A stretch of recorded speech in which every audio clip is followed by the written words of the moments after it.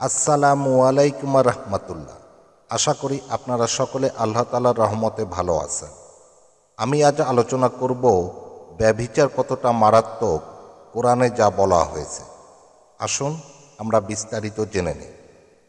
ইসলামে জিনা ও ব্যভিচার একটি শাস্তিযোগ্য পাপ এবং আল্লাহর বিরুদ্ধাচারকারী একটি অপরাধ হিসেবে গণ্য। কোরআন ও হাদিসসমূহে এটি উল্লেখিত রয়েছে। কোরআনের দৃষ্টিভঙ্গি অনুযায়ী যে কোনো প্রকারের যৌন ক্রিয়াকলাপ যা বৈধ বিবাহ বন্ধনে আবদ্ধ হওয়া ব্যতীত সম্পাদিত হয় সেগুলো জেনা বলে গণ্য হবে এবং তা পুরুষ ও মহিলা উভয়ের জন্য সমানভাবে শাস্তিযোগ্য। আল্লাহ তাআলা ব্যভিচারের কাছেও যেতে নিষেধ করেছেন। আল্লাহ ইরশাদ করেন, তোমরা ব্যভিচারের নিকটবর্তী হয়েও না, তা একটি অশ্লীল কাজ এবং খারাপ পন্থা। সূত্র সূরা বনী ইসরাইল আয়াত ৩২। ব্যভিচারের শাস্তিও মারাত্মক।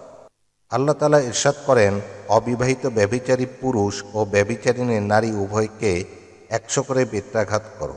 সূরা আন-নূর আয়াত ২।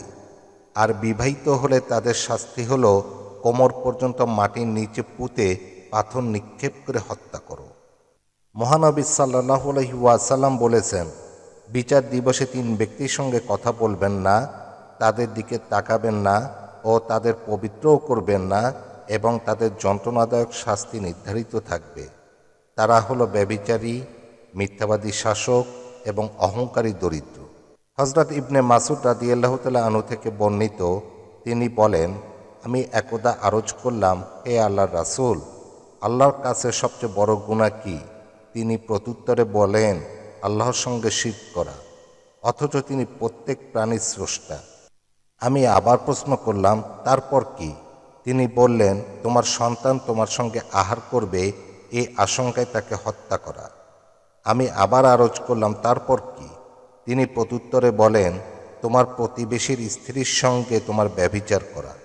সূত্র সহিহ বুখারী ও সহিহ মুসলিম। আল্লামা জাজিরি রাদিয়াল্লাহু তাআলা আনহু তার গ্রন্থে উল্লেখ করেন, ব্যভিচার ও এর প্রভাবের ক্ষতি অগণিত। এতে চারিত্রিক, ধর্মীয়, শারীরিক, সামাজিক, পারিবারিক সর্বোপরি পাপ কাজে জড়িয়ে পাপিষ্ঠ হওয়ার ক্ষতি রয়েছে। আল্লাহ তাআলা ব্যভিচারীর দোয়া কবুল করেন না, তার থেকে ঈমানের নূর চলে যায়। যেখানে ব্যভিচার চলে সেখানে রহমতের বৃদ্ধি বন্ধ হয়ে যায়। ব্যভিচার, চুরি, হত্যা ইত্যাদি থেকেও মারাত্মক। ব্যভিচারের ফলে এইডসের মতো কঠিন রোগ হয়।